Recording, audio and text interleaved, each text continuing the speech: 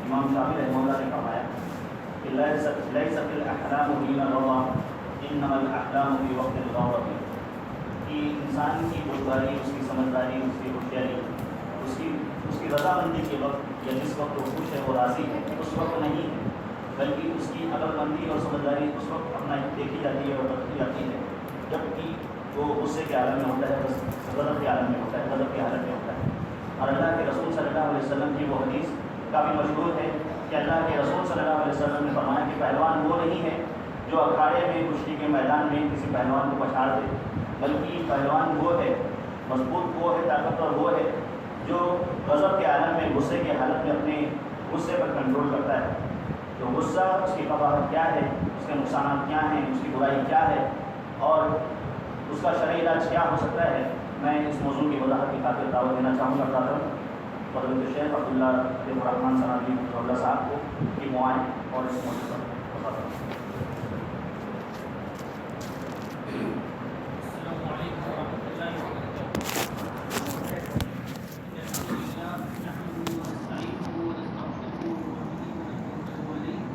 ونعوذ بالله من شرور انفسنا ومن سيئات اعمالنا، من يهده الله فلا مضل له ومن يضلل فلا هادي له، واشهد ان لا اله الا الله وحده لا شريك له، واشهد ان محمدا عبده ورسوله، اما بعد، وان خير الحديث كتاب الله وخير الهدي هدي محمد صلى الله عليه وسلم، وشر الامور محدثاتها وكل محدثه بدعه وكل بدعة ضلالة وكل ضلالة في النار۔ يا أيها الناس أعوذ بالله من الشيطان الرجيم، بسم الله الرحمن الرحيم۔ قال الله تعالى في القرآن المجيد: والذين ينفقون في السراء والضراء والكاظمين الغيظ والعافين عن الناس إن الله يحب المحسنين۔ وقال نبينا صلوات الله وسلامه عليه: ليس الشديد بالسرعة انما الشديد من يملك نفسه عند الغضب، متفق علیہ۔ ہر قسم کی تعریف و توصیف اللہ رب العالمین کے لیے لائق و زیبا ہے، جو ہمارا خالق، مالک، رازق و رب ہے۔ بعدہ درود و سلام نازل ہو اس کے بھیجے ہوئے تمام انبیاء و رسول، بالخصوص آخری رسول احمد مصطفیٰ محمد مصطفیٰ صلی اللہ علیہ وسلم۔ سامعین کرام، موضوع سخن ہے غصہ اور اس کا شرعی علاج۔ اسلام وہ دین ہے جو کہ زندگی کے ہر گوشے میں ہوئے۔ اسلام تعلیم دیتا ہے زندگی کے ہر گوشے کی۔ اگر انسان کے پاس خوشی و مسرت کا موقع ہو تو اسلام تعلیم دیتا ہے کہ یہ خوشی و مسرت کا موقع کس طرح نبھایا جائے۔ اسی طرح اگر انسان کو غم اور رنج لاحق ہو تو اسلام تعلیم دیتا ہے کہ اس پر کس طرح صبر کیا جائے۔ اسی طرح اگر انسان کے اوپر غصہ و غضب کی نازک گھڑی آ جائے، اس وقت اسلام تعلیم دیتا ہے کہ اس غصے اور غضب کو کس طرح کنٹرول کیا جائے اور اس پہ کس طرح قابو پایا جائے۔ غصہ انسان کی طبیعت میں موجود ہوتا ہے۔ ایک انسان غصہ کرتا ہے، اس کی طبیعت میں موجود ہوتا ہے، لیکن اسے اس کی حد میں رہنا ہے۔ غصہ اصل میں ایک طرح سے انتقامی جذبہ ہوتا ہے۔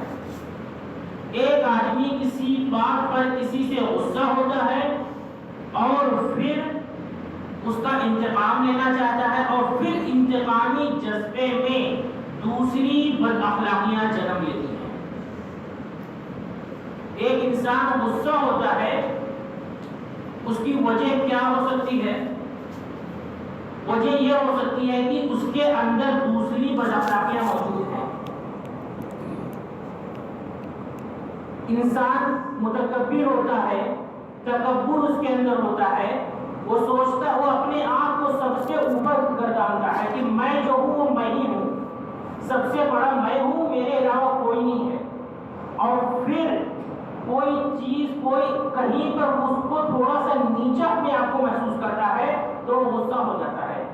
جبکہ آپ صلی اللہ علیہ وسلم نے فرمایا ہے، حدیث قدسی ہے کہ تکبر انسان نہ کرے گا.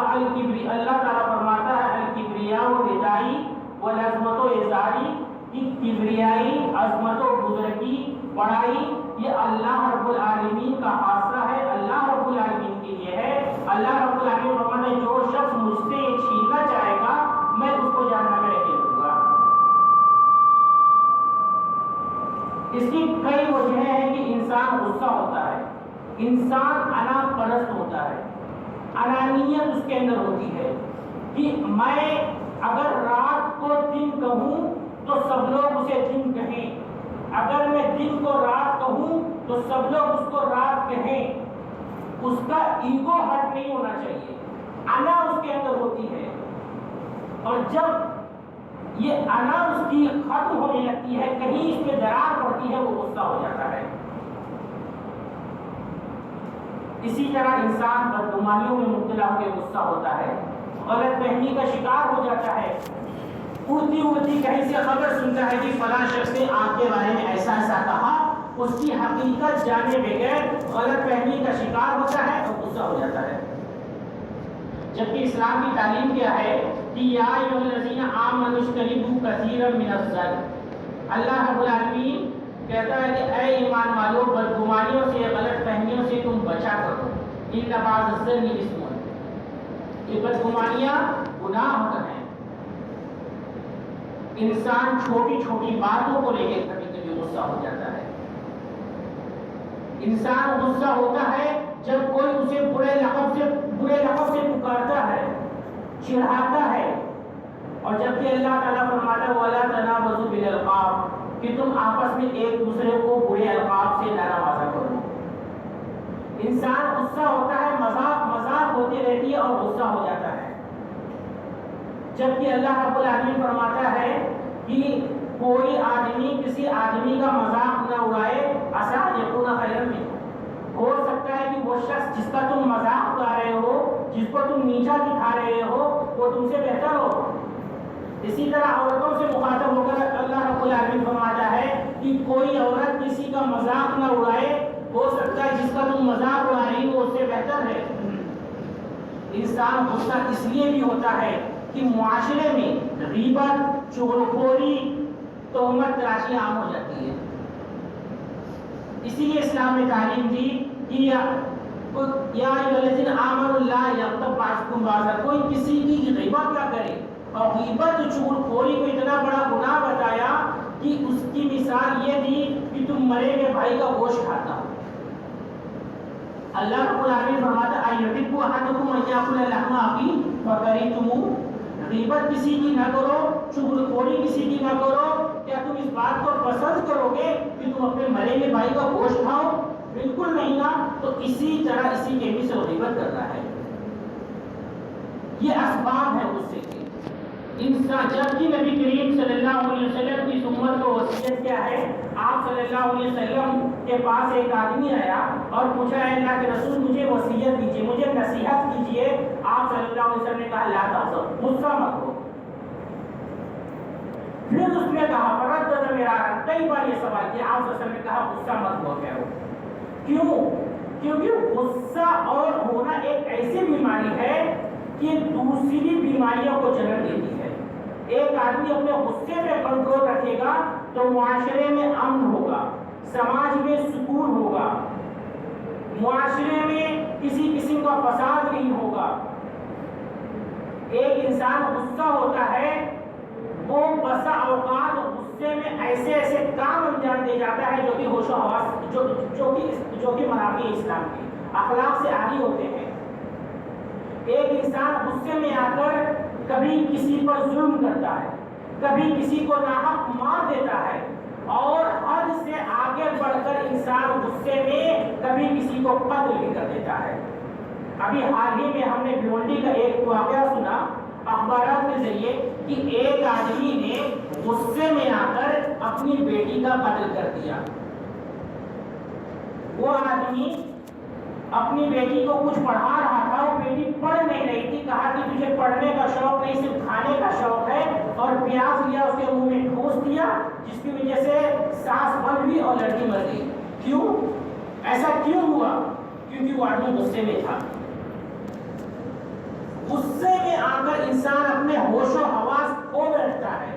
ایک انسان جب غصے میں ہوتا ہے تو تہمت و تراشی کرنے لگتا ہے، برا بھلا کسی کو کہتا ہے، گالیاں دیتا ہے، ایسا گالیاں دیتا ہے۔ ہم سنتے آتے ہیں کہ ایک انسان غصے میں آیا اپنے باپ کو قتل کر دیا، ایک والد غصے میں آیا اپنے بیٹے کو قتل کر دیا، ایک آدمی غصے میں آ کر بسا اوقات اجر و خیر کے جو مواقع ہوتے ہیں اس کو بھی گوا دیتا ہے۔ یہی وجہ ہے کہ نبی کریم صلی اللہ علیہ وسلم نے غصے پر کنٹرول کرنے پر ابھارا ہے کہ انسان اپنے غصے کو پیے، اپنے غصے پر کنٹرول رکھے، غصہ نہ ہو۔ خود نبی کریم صلی اللہ علیہ وسلم کی مثال لے لیجئے۔ نبی کریم صلی اللہ علیہ وسلم غصہ ہوتے تھے لیکن کبھی اپنی ذات کے لیے غصہ نہیں ہوئے۔ ان کو کچھ ٹھیس پہنچی ہو، اپنی ذات کے لیے غصہ نہیں ہوئے۔ نبی کریم صلی اللہ علیہ وسلم غصہ کہاں ہوئے؟ جہاں پر کہ اسلام کے منافی کوئی چیز کی جا رہی ہو۔ چنانچہ انس رضی اللہ تعالیٰ عنہ بیان کرتے ہیں کہ خدمت النبی صلی اللہ علیہ وسلم 10 سنین، میں نبی کریم صلی اللہ علیہ وسلم کی اس کے ساتھ 10 سال رہا، 10 سال خدمت کی۔ نبی کریم صلی اللہ علیہ وسلم نے کبھی مجھے اف تک نہیں کہا، اور کبھی ایسا ولم یقل لما صنعت ولا صنعت، تم نے ایسا کیوں کیا، ایسا کیوں نہیں کیا، کبھی ایسا نہیں کہا۔ ایک مرتبہ انس رضی اللہ عنہ سے روایت ہے، ایک مرتبہ ایک اعرابی آیا آپ صلی اللہ علیہ وسلم کے پاس، اس وقت آپ صلی اللہ علیہ وسلم ایک چادر ہوئے ہوئے تھے، نجرانی چادر ہوئے تھے، اور وہ چادر کی کنارہ جو تھا وہ سخت قسم کا تھا۔ آیا وہ دیہاتی اور پیچھے سے وہ چادر کھینچا، ایسا کھینچا، اتنے زور سے کھینچا کہ چادر کو اس چادر کی وجہ سے، کھینچنے کی وجہ سے آپ صلی اللہ علیہ وسلم کی گردن مبارک پر اس چادر کے نشان دکھنے لگے۔ ہم اور آپ اگر ہوتے تو کیا کرتے؟ فوراً پلٹ کر اس کا جواب دیتے، اس کو مارتے، اس کو ڈانٹتے، اس پہ غصہ ہوتے۔ نبی کریم صلی اللہ علیہ وسلم نے پلٹ کر دیکھا اور مسکرائے۔ کھینچتے ہی وہ دیہاتی بولا، یا محمد مر من مال اللہ الذی عندک، آپ کے پاس جو بیت المال میں جو مال آیا ہے اس میں سے مجھے بھی کچھ دیجیے۔ نبی کریم صلی اللہ علیہ وسلم مسکرائے دیکھ کر اور کہا کہ اس کو عطا کر دیجیے۔ غصہ موسیٰ علیہ السلام بھی ہوئے تھے جب اپنی قوم کو دیکھا کہ وہ سامری کے بہکاوے میں آ کر بچڑے کی عبادت کرنے لگی ہے۔ چنانچہ اللہ رب العالمین نے اس کا نقشہ یوں کھینچا، فرجع موسیٰ غضبان آسفا، جب موسیٰ علیہ السلام کو پتا چلا کہ میری قوم بچڑے کی عبادت کرنے لگی ہے تو پلٹے اپنی قوم کی طرف غصے کی حالت میں، افسوس کی حالت میں، اور کہا کیا تمہارے رب نے تم سے اچھا وعدہ نہیں کیا تھا؟ آخر کیوں تم اس کی عبادت کرنے لگے؟ کیا تم پر اللہ کا غضب نازل ہوگا اور تم میرے اور تم اللہ کے میں نے جو وعدہ کیا تھا کہ اللہ تم کو اچھا اس کا بدلہ دے گا جو جس پر تم ایمان لائے ہو، اس کی تم خلاف ورزی کرتے ہوئے بچڑے کی عبادت کی؟ تو موسیٰ علیہ السلام نے غصہ ہوئے۔ آپ صلی اللہ علیہ وسلم غصہ ہوتے ہیں کب؟ جب اسلام کے منافی کوئی چیز کی جاتی ہے۔ عائشہ رضی اللہ تعالیٰ عنہ فرماتی ہیں، دخل علیہ رسول اللہ صلی اللہ علیہ وسلم وفیہ کرام، ایک پردہ تھا اور اس میں کچھ تصویریں تھیں۔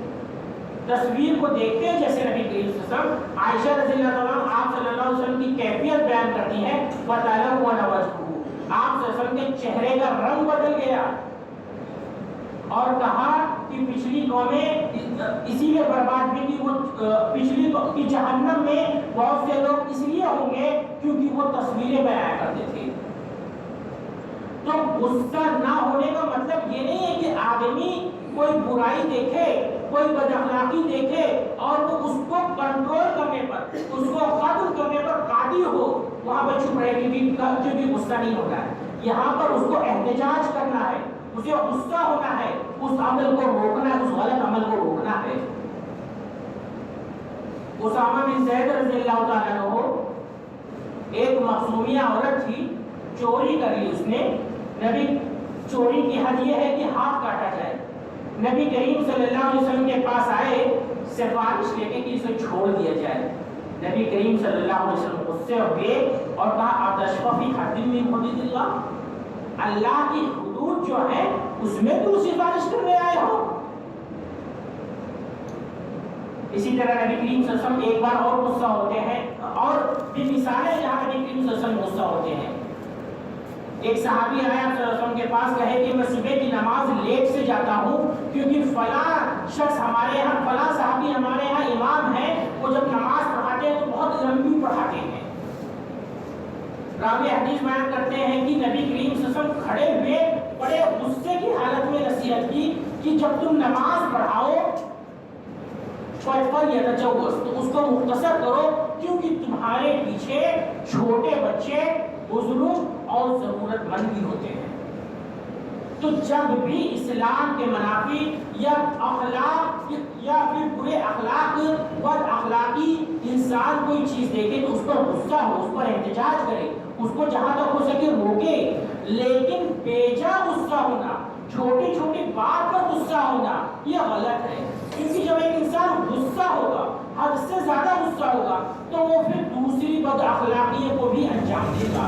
ایک انسان غصہ ہوگا تو وہ گالیوں کو آئے گا، ایک انسان غصہ ہوگا تو وہ تہمت تراشی کرے گا، ایک انسان غصہ ہوگا تو سب کو شتم برا بھلا کرے گا۔ تو انسان کو چاہیے کہ ایسے غصے پر اپنے آپ کو کنٹرول رکھے۔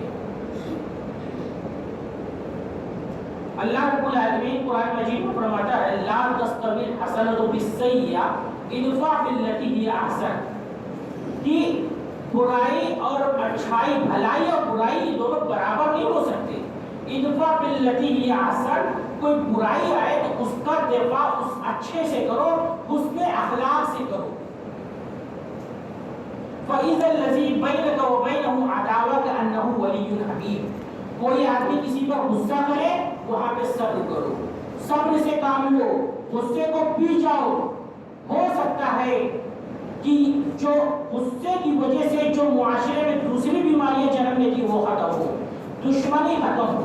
ایک انسان جب غصہ ہوتا ہے تو دشمنیاں جنم لیتی ہیں، ایک انسان جب غصہ ہوتا ہے تو آئلی زندگی تباہ ہوتی ہے، طلاق تک کی نوبت آ جاتی ہے، طلاق دے دیتا ہے۔ ایک انسان جب غصہ ہوتا ہے رشتہ داریاں ٹوٹ جاتی ہیں، قطع رحمی ہو جاتی ہے۔ ایک انسان غصہ ہوتا ہے پڑوسی چھوٹ جاتے ہیں، پڑوسیوں سے بات چیت بند ہو جاتی ہے۔ ایک انسان جب غصہ ہوتا ہے تو جھگڑے پہ جھگڑے شروع ہو جاتے ہیں، جنگیں شروع ہو جاتی ہیں۔ یہ غصے کے برے نتائج ہیں۔ اسی لیے نبی کریم صلی اللہ علیہ وسلم نے غصے سے بچنے کی ترتیب کی، بچنے کی تاکید کی ہے، اور جو لوگ غصہ پی جائیں ان کے لیے بشارت سنائی ہے۔ چنانچہ اللہ رب العالمین جو لوگ غصہ پی، جب مومنین کی صفت بیان کرتے ہوئے اللہ رب العالمین فرماتا ہے کہ مومنوں کی صفت یہ ہوتی ہے کہ وہ غصے کو پی جاتے ہیں۔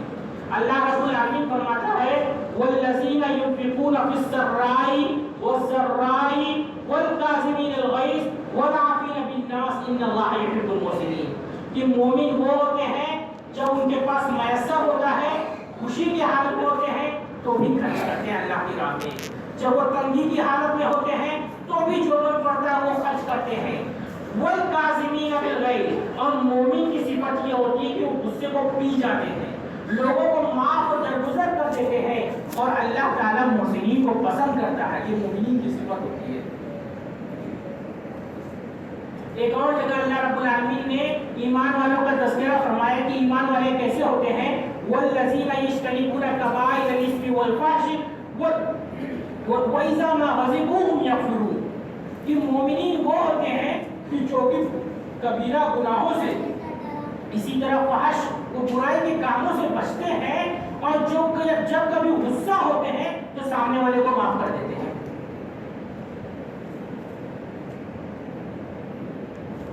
غصہ، ایک مرتبہ ایک صحابی آپ صلی اللہ علیہ وسلم کے پاس آئے اور کہا کہ یا رسول اللہ علمنی علما یقربنی الی الجنہ ویعیذنی من النار، او کما قال نبی صلی اللہ علیہ وسلم کہ ایک صحابی آئے اور کہا کہ اے اللہ کے رسول مجھے کوئی ایسا علم سکھلائیے کہ جو مجھے جنت سے قریب کر دے، جہنم سے دور کر دے۔ آپ صلی اللہ علیہ وسلم نے کہا لا تغضب ولک الجنہ، غصہ مت ہو اور تمہارے لیے جنت ہے۔ معلوم یہ ہوا کہ جنت کی ضمانت کب ہے؟ جنت کی انسان غصہ نہ ہو اور جنت کی ضمانت اس کے لیے ہے، کیونکہ ایک انسان جب غصہ نہیں ہوگا تو دوسری بد اخلاقیوں سے بچے گا، اپنی زبان پر کنٹرول رکھے گا۔ اسی طرح نبی کریم صلی اللہ علیہ وسلم نے فرمایا کہ جو شخص غصے کے گھونٹ کو پی جائے اس سے بہتر کوئی گھونٹ نہیں ہے۔ اور ایک جگہ فرمایا اللہ کے نبی کریم صلی اللہ علیہ وسلم نے کہ جو شخص غصے کو پی جاتا ہے حالانکہ وہ اس پر قادر ہے کہ وہ غصے کا بدلہ لے لے، غصے کا بدلہ لینے پر قادر ہے، اور وہ غصے کو پی جاتا ہے، سامنے والے کو معاف کر دیتا ہے، عفو درگزر کر دیتا ہے، چھوڑ دیتا ہے کہ آئی بات گئی۔ ایسے شخص کو اللہ رب العالمین قیامت کے دن تمام مخلوقات کے سامنے پیش کرے گا اور اس کو آپشن دے گا، اس کو اختیار دے گا کہ پورے علم میں سے جس کو چاہے تو اختیار کرے۔ صحابہ کرام رضوان اللہ علیہم اجمعین اسی چیز کو اپناتے تھے۔ کتاب التفسیر میں امام بخاری رحمۃ اللہ نے عمر بن خطاب کا ایک واقعہ نقل کیا ہے۔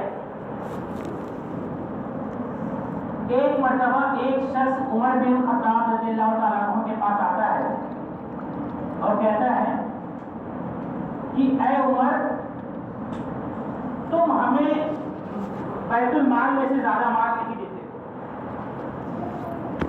وَلَا تَحْكُمْ بَيْنَنَا بِالْعَدْلِ، اور کیا کہتا ہے کہ تم ہمارے ساتھ عدل و انصاف سے کام نہیں لیتے ہو۔ عمر رضی اللہ تعالیٰ عنہ پر یہ الزام لگاتا ہے کہ تم انصاف سے کام نہیں لیتے ہو، جبکہ عمر رضی اللہ تعالیٰ عنہ کے بارے میں ہم سب کو معلوم ہے۔ عمر رضی اللہ تعالیٰ عنہ جیسے اس کی بات سنتے ہیں، حدیث کے الفاظ ہے کہ اب اس کو مارنے کے لیے دوڑ پڑتے ہیں، ہم ایوب عابد، یہ ارادہ کرتے ہیں کہ ابھی اس کو ماروں، اس کو پکڑوں، اس کی سرزنش کروں، وہ ایسا الزام مجھے کیوں دیا، اس کی ہمت کیسی ہے ایسے الزام دینے کی جبکہ میں اس الزامات سے بری ہوں۔ آپ کے عمر بن خطاب کے مجلسوں میں سے ایک صحابی ہوتے ہیں حارث بن قیس رضی اللہ تعالیٰ عنہ، وہ اس وقت یہ آیت پڑھتے ہیں کہ اللہ کے رسول اے عمر، اللہ رب العالمین قرآن مجید میں فرماتا ہے خذ العفو وامر بالعرف واعرض عن الجاہلین، کہ آپس میں معافی کو پکڑ لو، لازم پکڑو، معاف کر دیا کرو ایک دوسرے کو اور بھلائی کا حکم دو، اور جو نادان ہو، جاہل ہو، نادانی میں کچھ بات کہتے، الٹی سیدھی بات کہتے، ان کی بات کو مت پکڑو، ان کو نظر انداز کر دو۔ عمر رضی اللہ تعالیٰ عنہ جیسے یہ آیت سنتے ہیں رک جاتے ہیں، اپنے غصے پہ کنٹرول کر دیتے ہیں۔ عمر رضی اللہ تعالیٰ عنہ کے بارے میں کانا وقافا فی کتاب اللہ، عمر رضی اللہ تعالیٰ عنہ اللہ کی کتاب کے جب دیکھ لیتے کہ ہاں یہ اس چیز سے روکا گیا ہے، اسلام اللہ کی کتاب کے بہت وہاں پہ رک جاتے تھے۔ عبداللہ بن عباس رضی اللہ تعالیٰ عنہ کے پاس ایک شخص آیا اور ان کو برا بھلا کہنے لگا۔ عبداللہ بن عباس سنتے رہے، جب وہ چپ ہو گیا تو اپنے غلام اکرمہ سے کہا کہ یا اکرمہ کہ دیکھو کیا اس کو کچھ حاجت ہے، کیا اس کو کچھ ضرورت ہے فنقضیہا، کیا اس کو کوئی ضرورت ہے، وہ برا بھلا کیوں کہہ رہا ہے، کیوں کیسی الٹی سیدھی باتیں کر رہا ہے، دیکھو اس کو کوئی ضرورت ہے تو ہم اس کی ضرورت پوری کر دیتے ہیں۔ فنقص وہ کہا، جیسے ابن عباس نے یہ کہا وہ شرمندہ ہو گیا چل دیا۔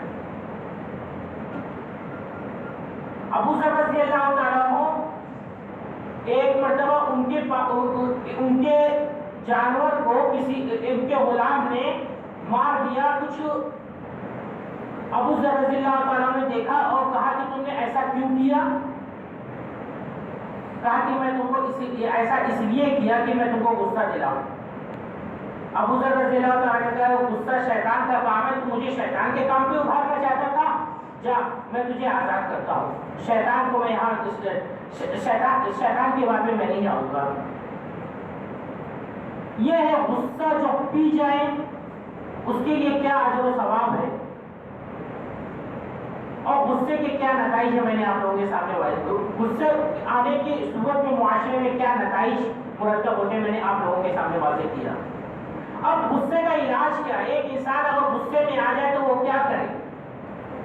سلیمان بن سرد رضی اللہ تعالیٰ عنہ سے روایت ہے، فرماتے ہیں کہ ایک مرتبہ ہم نے دیکھا کہ دو شخص تھے، وہ آپس میں لڑ رہے تھے، لڑتے لڑتے اس میں سے ایک شخص غصہ ہوا، اتنا غصہ ہوا کہ احمر وجهه وانتفخت اوجاجه، کہ اس کے چہرے کا رنگ بدل گیا اور رگیں پھولنے لگی۔ نبی کریم صلی اللہ علیہ وسلم نے دیکھا تو فرمایا انی لعلم کلمۃ لو قالها فذهب عنه ما یجد، میں ایک کلمہ ایسا جانتا ہوں اگر یہ اس کو کہہ لے تو جو چیز اس پر لاحق ہے وہ ختم ہو جائے گی، یعنی اس کا غصہ ٹھنڈا ہو جائے گا۔ اگر وہ کہتا ہے اعوذ باللہ من الشیطان الرجیم، غصہ ایک شیطانی وسوسہ ہوتا ہے جو کہ انسان کو لاحق ہوتا ہے، اور جب غصہ آ جائے، یہ شیطانی وسوسہ کسی کو آ جائے تو وہ اللہ کے پناہ مانگے۔ اللہ رب العالمین فرماتا ہے وَإِمَّا يَنزَغَنَّكَ نَزْغٌ مِّنَ الشَّيْطَانِ فَلْيَسْتَعِذْ بِاللَّهِ مِنَ الشَّيْطَانِ الرَّجِيمِ، کہ جب بھی تم کو کوئی شیطانی وسوسہ آئے اللہ رب العالمین شیطان کی پناہ مانگو اللہ رب العالمین۔ اور ایک دوسری روایت میں ہے آپ صلی اللہ علیہ وسلم فرماتے ہیں کہ جس کو غصہ آ جائے وہ اعوذ باللہ پڑھ لے، کیونکہ اعوذ باللہ من الشیطان پڑھنے سے اس کا غصہ ٹھنڈا ہو جاتا ہے۔ سکن غضبہ، صحیح الجامع کی روایت۔ اسی طرح اگر کسی کو غصہ آئے تو وہ اپنی حیت بدل لے۔ ہوتا یہ ہے کہ ایک آدمی کو جب غصہ ہوتا ہے تو اس کا چہرہ اور اس کے اعضاء کچھ عجیب شکل کے ہو جاتے ہیں، بلڈ پریشر ہائی ہونے لگتا ہے۔ تو اگر وہ اپنی حیات بدل لے تو وہ جو چیز اس پر جو حالت اس کی ہو رہی ہے وہ کچھ کم ہو سکتی ہے۔ آپ صلی اللہ علیہ وسلم کہتے ہیں کہ اگر کسی کو غصہ آئے اور وہ کھڑا ہوا ہو تو وہ بیٹھ جائے، اور اگر پھر بیٹھنے سے بھی غصہ نہیں جاتا، بیٹھا بھی ہوا ہے تو وہ لیٹ جائے۔ ایک روایت میں نبی کریم صلی اللہ علیہ وسلم فرماتے ہیں کہ غصہ جو ہے یہ آگ کی ایک چنگاری ہے۔ کیا تم دیکھتے نہیں کہ جو آدمی غصہ ہوتا ہے اس کی رگیں پھول جاتی ہیں، چہرہ بدل جاتا ہے؟ تو جب کبھی تم کو غصہ آ جائے پر یزرق بالعرض وہ زمین سے چمٹ جائے، یعنی لیٹ جائے۔ ایک دوسری جگہ نبی کریم صلی اللہ علیہ وسلم فرماتے ہیں کہ انسان کو جب غصہ آئے تو وضو کر لے، کہ یہ غصہ شیطان کی طرف سے ہے، شیطان آگ سے پیدا کیا گیا ہے، آگ کو بجھاتی پانی بجھاتی ہے، تو جب کبھی تم کو غصہ آئے تو تم وضو کر لیا کرو۔ ساتھیوں، یہ تھے غصے کی حقیقت، غصے کے نتائج، اور جو لوگ غصہ پی جائیں ان کے لیے کیا اجر و ثواب ہے، ان کا کیا مقام ہے، اور غصے کا جو علاج ہے میں نے آپ کے سامنے واضح کیا۔ ضرورت ہے اس بات کی ہم اس چیز کو اپنائیں، تاکہ ہم اگر اس چیز کو اپنائیں گے تو دوسری جو برے اخلاق ہیں وہ جنم نہیں لیں گے، اور جب یہ دوسرے برے اخلاق نہیں آئیں گے تو معاشرے میں امن ہوگا، سکون ہوگا، بدامنی نہیں پھیلے گی، فساد نہیں ہوگا، جھگڑا نہیں ہوگا، اور اسلام یہی چاہتا ہے کہ دنیا میں لوگ امن و سکون سے رہیں۔ تو ضرورت ہے اس بات کی اس چیز کو ہم اپنی زندگی میں اپلائی کریں۔ اللہ رب العالمین سے دعا ہے الہ العالمین ہم تمام لوگوں کو غصے سے بچائے اور غصہ پی جانے کی توفیق دے، تاکہ جو معاشرے میں جو معاشرہ ہمارا امن و سکون، معاشرے میں امن و سکون قائم ہو۔ آمین تقبل یا رب العالمین۔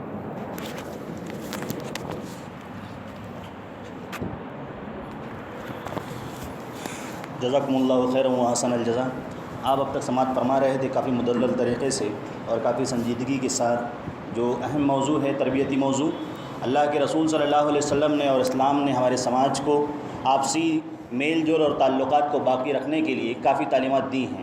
اللہ کے رسول صلی اللہ علیہ وسلم نے ہمیں یہ سکھایا کہ ہم آپس میں مل جل کر رہیں اور اس ملن میں، اس کڑی میں کہیں کوئی دراڑ نہ پیدا ہو جائے، اسی لیے اللہ کے رسول صلی اللہ علیہ وسلم نے ہمیں سلام کرنے کے آداب سکھائے۔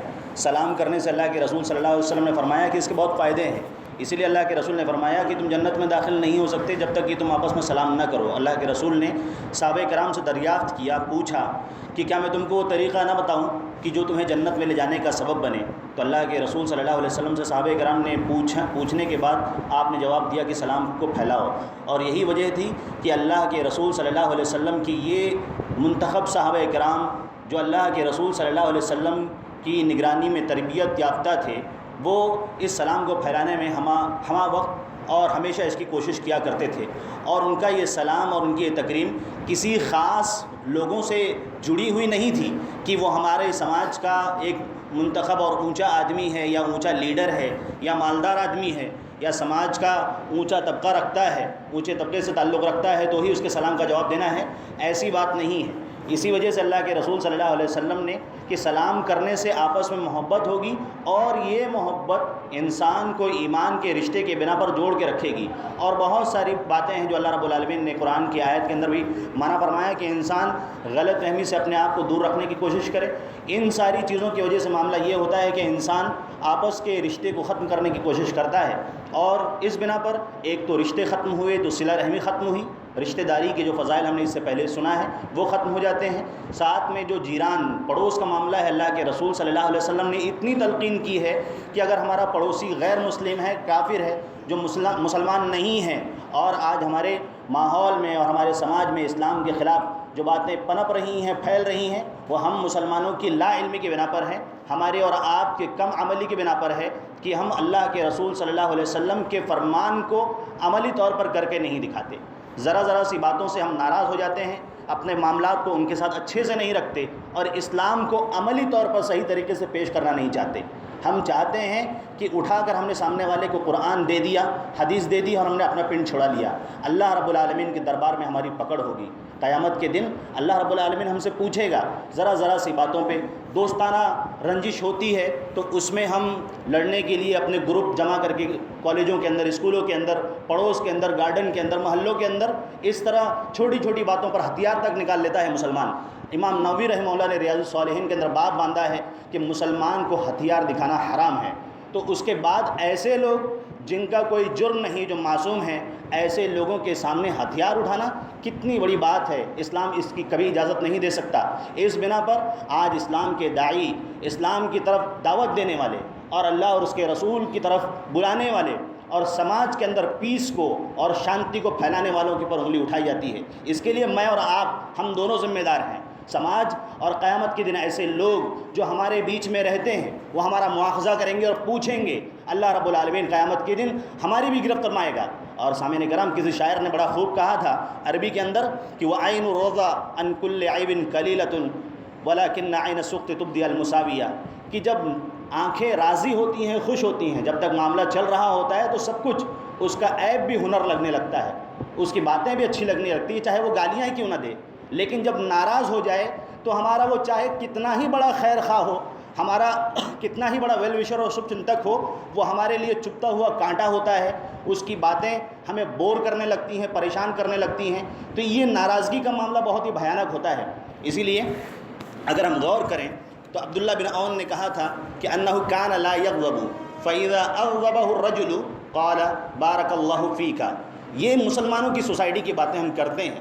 مسلمانوں کے بارے میں اسلام اتنا سب کچھ سکھاتا ہے، ایک پہچان ہے، ایک شعار ہے جس طرح ہم پاسپورٹ رکھتے ہیں، ایک آئیڈینٹی ہے ہمارے پاس کہ ہم ہندوستانی ہیں، الحمدللہ ہمارا ہندوستان ہے پیارا، ہمارا عزیز وطن ہے یہ، ہم شناختی کارڈ رکھتے ہیں، آدھار کارڈ رکھتے ہیں، یہ ہماری آئیڈینٹی ہے۔ ایسے ہی اسلام نے اپنے اندر جتنی تعلیمات دی ہیں ایسے کسی مذاہب کے اندر ملنی مشکل ہے۔ اگر ہم غور کریں دیکھیں تو چھوٹی سی چھوٹی باتیں لے کے بڑی سی بڑی ساری باتیں اسلام کے اندر موجود ہیں۔ عبداللہ بن عوف کے بارے میں آتا ہے کہ وہ جب ان کو کوئی غصہ دلاتا تھا تو وہ کہتے تھے بارک اللہ فیکا، اللہ تجھ پہ برکت، تیرے اندر برکت دے، تیرے مال کے اندر، تیرے اہل و عیال کے اندر برکت دے۔ اسی طرح سے امام شافعی رحمہ اللہ نے کہا کہ من استغضب فلم یغضب فہو حمار، یہ انسان کے اندر ایسی فطرت ہے جو اللہ رب العالمین نے رکھی ہے نیچرلی۔ آپ نے بیان میں بھی سماعت فرمایا کہ غصے کی موٹی جو تقسیم کی جائے، ڈیوائیڈ کیا جائے تو دو حصوں میں سے تقسیم کیا جا سکتا ہے، ایک جو ممدوح جو قابل تعریف ہے، اور ایک ایسا غصہ ہوتا ہے جو مذمت کے لائق ہوتا ہے۔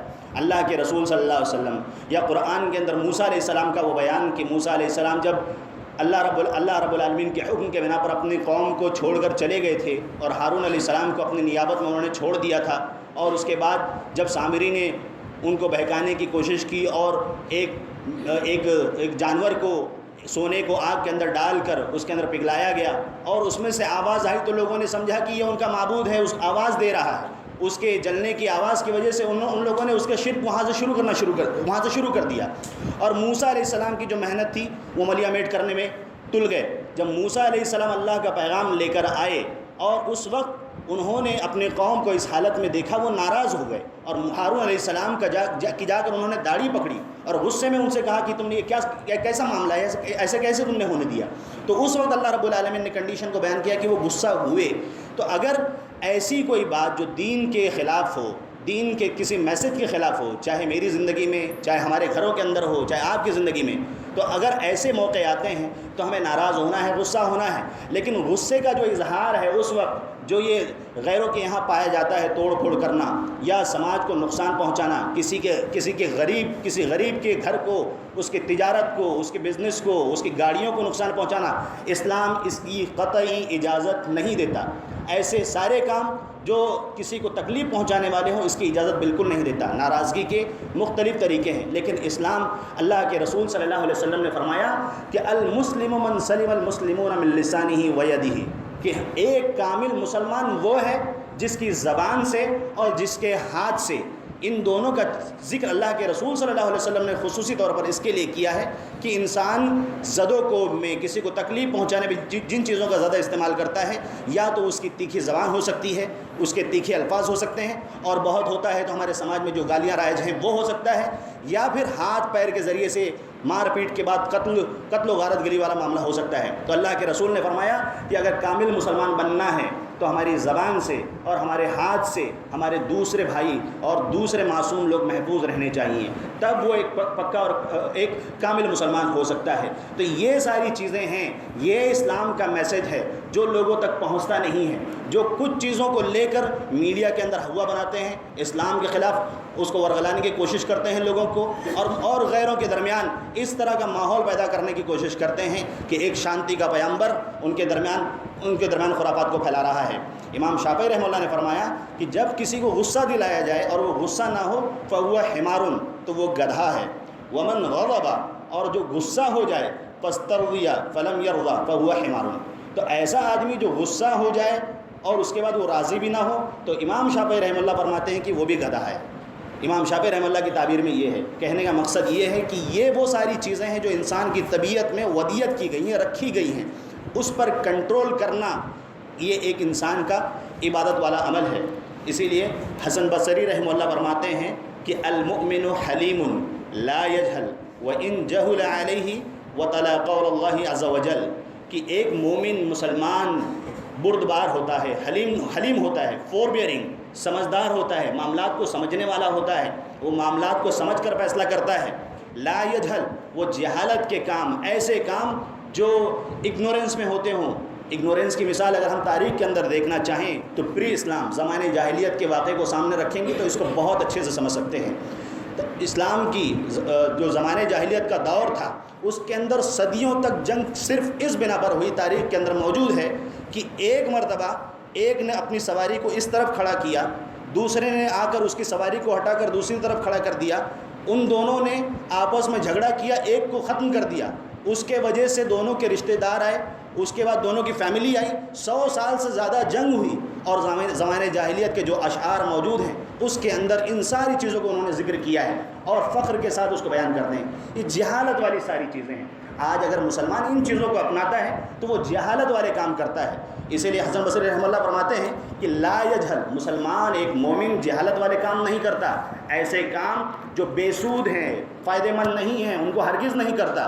وَإِن جَهُلَ عَلَيْهِ، اور اگر معاملے میں کوئی اس کے ساتھ اس طرح کا برتاؤ کرتا ہے تو یہاں پر انہوں نے اللہ رب العالمین کا کلام جو ہے اس کی تلاوت فرمائی کہ وَإِذَا خَاطَبَهُمُ الْجَاهِلُونَ قَالُوا سَلَامًا، کہ جب اس طرح کے لوگ ان سے مخاطب ہوتے ہیں، ان سے ایڈریس، ان سے بات کرتے ہیں، ان کی طرف مائل ہوتے ہیں تو ان کو سلام میں متارکت سلام کر کے وہاں سے ہٹ جاتے ہیں، الجھتے نہیں ہیں ان کے چکر میں، پڑھتے نہیں ہیں ان کے پیچھے، جاؤ لگے رہو، اللہ رب العالمین تم سے بدلہ لے گا، حساب لے گا۔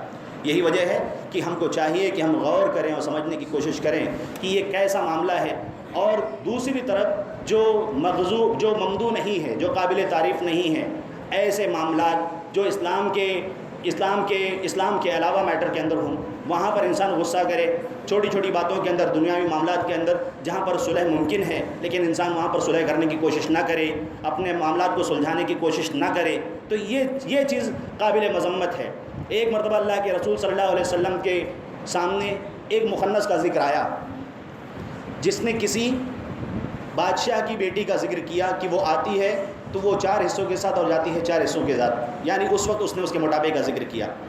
اس چیز کا بیان اللہ کے رسول صلی اللہ علیہ وسلم کے دربار میں کیا گیا۔ اللہ کے رسول صلی اللہ علیہ وسلم نے سختی سے مخنث کو نزدیک آنے سے منع کیا۔ اس حدیث سے یہ تعلیم ملتی ہے، اللہ کے رسول صلی اللہ علیہ وسلم وہاں ناراض ہوئے۔ اللہ کے رسول صلی اللہ علیہ وسلم نے دیوثیت، بے غیرتی جو سماج کے اندر بہت عام ہو رہی ہے، پھیل رہی ہے، جس کی طرف ہمیں ہوش بھی نہیں ہے کہ ہم اس کی طرف توجہ کریں۔ ہماری بہنیں، ہماری مائیں، ہمارے بھائی، ہمارے والد، ہمارے دوست، ہمارے سماج کے ذمہ داران، میں، آپ، اساتذہ، مدرسین، طلبہ، یہ جو سماج کا ایک ایک اینٹ مل کر ایک سماج جو بنتا ہے، ہم اس کے اندر کتنا غور کرتے ہیں، کتنا فکر کرتے ہیں۔ اللہ کے رسول صلی اللہ علیہ وسلم نے ہمارے ماحول کو خراب نہ ہونے دیں اس پر فکر کی، ناراضگی کا اظہار کیا کہ اس آدمی کو دوبارہ، اس مخنث کو، اس درمیانی جنس کے آدمی کو دوبارہ گھر کے اندر آنے کی اجازت نہیں ہے، اس سے بھی پردہ ہوگا کیونکہ اس نے بے شرمی کی بات کی ہے، بے حیائی کی بات کی ہے۔ ایسے مخنث کو دور رکھا جائے گا ماں اور بہنوں سے۔ تو اب اس حالت میں کہ واٹس ایپ پہ، سوشل میڈیا پہ اور دوسری ساری چیزوں کے اوپر جہاں پر ہماری نگرانی نہیں ہے، ہماری نظر نہیں ہے، یہاں پر ہمارا غصہ ہونا جائز ہے اور ہمارا حق بنتا ہے کہ ہم نگرانی کریں، ہم ان کے خیر خواہ ہیں۔ اسی طرح ہمارے ماحول کے اندر جو یہ خرافات پائے جاتے ہیں، میری اور آپ کی ذمہ داری